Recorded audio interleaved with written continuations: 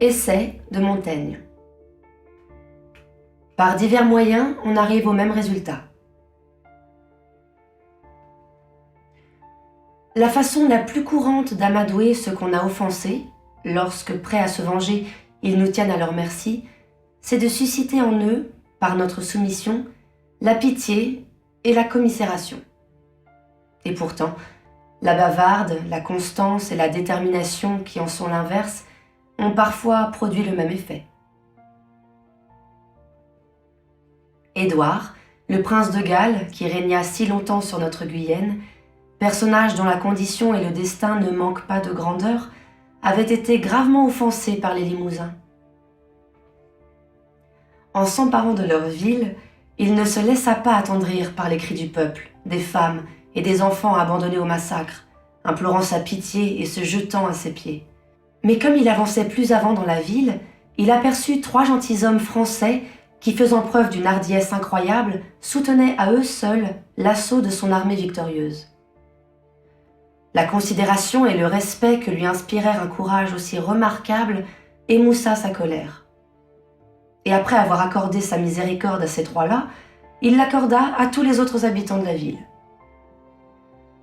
Scanderbeg, prince de l'Épire, poursuivait un de ses propres soldats pour le tuer. Celui-ci, ayant essayé de l'apaiser par ses protestations d'humilité et ses supplications, se résolut en dernière extrémité à l'attendre l'épée au poing. Cette résolution arrêta net la furie de son maître, qui, lui voyant prendre un si honorable parti, lui accorda sa grâce. Mais il est vrai que ceux qui n'auraient pas eu connaissance de la vaillance et de la force prodigieuse de ce prince pourraient donner à son attitude une autre interprétation. L'empereur Conrad III, ayant assiégé le guelfe duc de Bavière, ne voulut pas adoucir ses conditions, quelque vile et lâche satisfaction qu'on lui offrit. Il permit seulement aux dames qui étaient assiégées avec le duc de sortir sans qu'il fût porté atteinte à leur honneur, à pied, avec ce qu'elles pourraient emporter sur elles. Et elles, d'un cœur magnanime, eurent l'idée de charger sur leurs épaules leurs maris, leurs enfants et le duc lui-même. L'empereur fut tellement impressionné par la noblesse de leur attitude qu'il en pleura de contentement et que l'inimité mortelle et totale qu'il éprouvait envers le duc s'adoucit.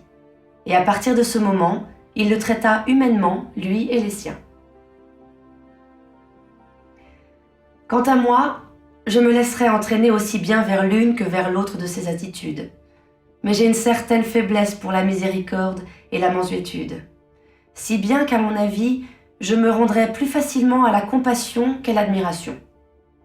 La pitié est pourtant, pour les stoïciens, un mauvais sentiment.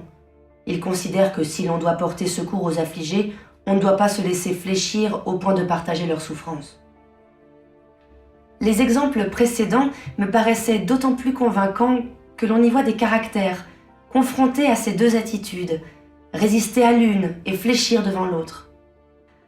On peut dire que se laisser toucher par la commisération, c'est céder à la facilité, la bonté et la faiblesse. Et l'on voit bien que les natures les plus faibles, comme celles des femmes, des enfants et du vulgaire, y sont plus sujettes.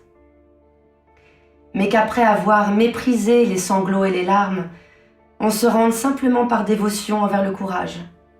C'est en fait la marque d'un caractère fort et inflexible, qui affectionne et honore la mâle vigueur et la détermination.